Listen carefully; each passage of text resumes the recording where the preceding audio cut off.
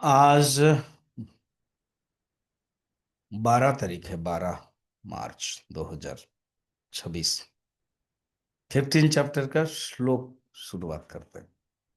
कल मैंने बताया था 2 दिन से बता रहा हूँ 15 चैप्टर का इंट्रोडक्शन और श्लोक वाइज।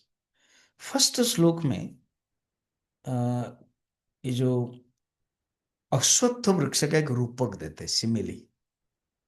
ये जगत जो है उसको कैसे ढंग से वर्णन करते हैं।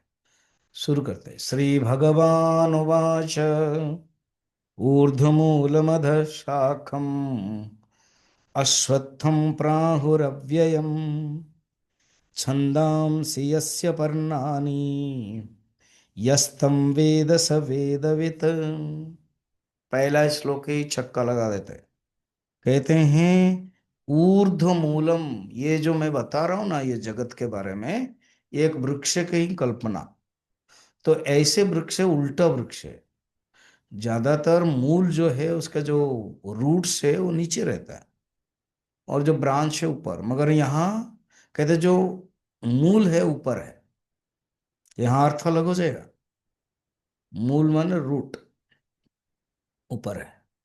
इवन व्यवहार में ना फैमिली ट्री भी बताया जाता है, ऐसे ऊपर से नीचे आता है फैमिली ट्री। जैसे भगवान राम का फैमिली ट्री कहाँ से, कृष्ण का भी, सूर्यवंश चंद्रवंश आदि सब। ऊर्ध्व मूलम अधः शाखम, शाखा सब नीचे है। अश्वत्थम है, यह अश्वत्थ वृक्ष है। यह अश्वत्थ वृक्ष है, पीपल फाइकस रिलीजिया का कहा जाता है इंग्लिश में, अश्वत्थ वृक्ष के। देखो, बरगद पेड़ और अश्वत्थ वृक्ष अलग अलग है। रामचरितमानस में सुखदेव जी, हमारे काकभूषण जी अलग अलग पेड़ में रहते हैं।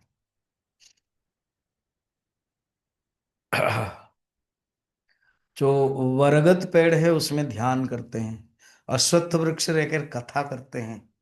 और आम के पेड़ में वो पूजा करते हैं। और डिमरी एक है, पेड़ है, उसमें वो जप करते हैं, जप ध्यान ऐसे हैं, जप करते हैं। तो अश्वत्थ वृक्ष के बारे में है। तो उसमें क्या कहते हैं, अश्वत्थ। देखो, अश्वत्थ शब्द की बड़ा सुंदर परिभाषा है। अश्वत्थम, स्व, स्व माने कल, टुमारो, हम माने रहना, स्वत्थम। अश्वत्थम कल तक नहीं रहेगा, ये जगत ऐसा है।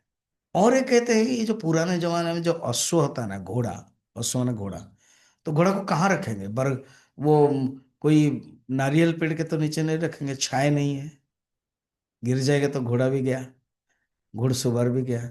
जब थकान आती है तो कोई बरगद पेड़ है, अश्वत्थ पेड़ है, उसमें नीचे, इसलिए अश्वत्थ, जिस पेड़ के नीचे अश्व को रखा जाता है। ये भी बड़ा सुंदर अर्थ है।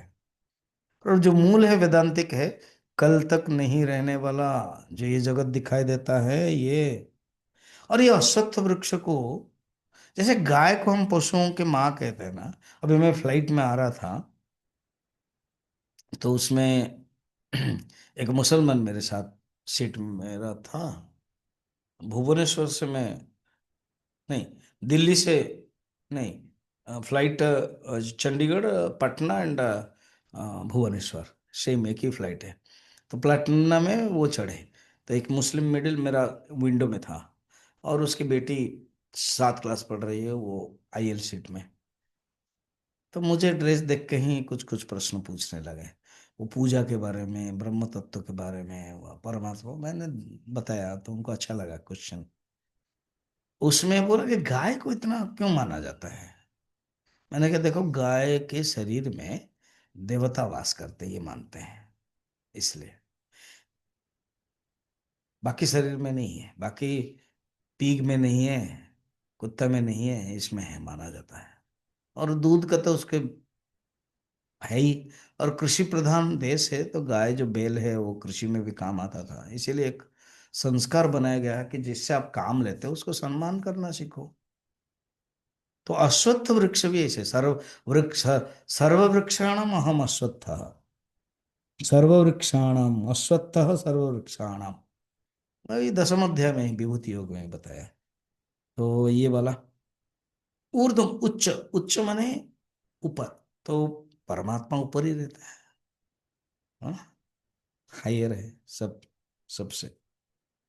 ऊर्ध्वमूल मध शाखम, अव्ययम, ये नष्ट नहीं होता है। क्या उल्टा नहीं कहते हैं, पहले कहते हैं अश्वत्थम नष्ट हो जाता है, कल तक नहीं रहता है। अरे जब तक ज्ञान प्राप्त नहीं होगा वो रहेगा ही रहेगा। अश्वत्थ कह के मिथ्या बता दिया, अव्यय कह के अनादि बता दिया। ओ, अगर तुम्हारा ज्ञान नहीं हुआ कंटिन्यू चलता रहेगा, नित्य प्रवाह है। अच्छा, अच्छा, इस जगत को रहने के लिए उसका जो पत्ता है ना वो वेद है, क्योंकि वेद से ही कर्म के बारे में बताया जा रहा है, इसलिए छंदांसी यस्य परनाने, ऐसे जो जानता है, यस्तम वेद, इस प्रकार के जो तत्व के रूप में, अर्थात जगत के स्वरूप को भी जानता है और परमात्मा को भी जानता है। परमात्मा ऊपर रहते हैं, हर चीज के हाइयर अथॉरिटी हो, हाईएस्ट है, जो जानता है वही जानता है। माने he who knows, he knows, जो जानता है इसका स्वरूप यथार्थ, वो ही वेद के वेदविद, वेद को जानता है। ठीक है, आज इतना ही, फिर कल हम लोग देखेंगे। हरिओम।